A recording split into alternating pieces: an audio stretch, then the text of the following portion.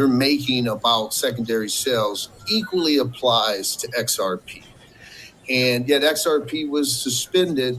And then we see a case against Bittrex where the SEC says algo is also a security. And of course, there isn't a suspension of that. And so do you understand where, as an XRP holders, that they get frustrated or even angry that they're penalized? Not that anyone wants you to delist algo or suspend algo. Let me make that clear. I just don't know what's your thoughts on that, sir. No, I do understand that frustration. And look, I get it. People can be passionate about these issues, and the rhetoric can sometimes get heated. But I understand where folks are coming from, and I also can understand why it can feel like there's a double standard that's being applied in a variety of circumstances. The law evolves, circumstances evolve. As the chair himself likes to say, facts and circumstances constantly change. But I can understand where that frustration is.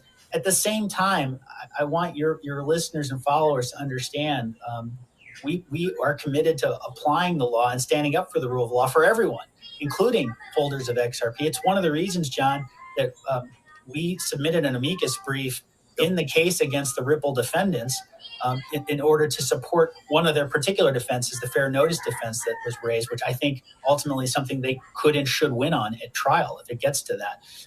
Others spoke to some of the other issues, including the secondary markets point that you've raised and been such an articulate voice on now for many, many months. I think the main point, John, for all of us is that this is a team sport we need to play.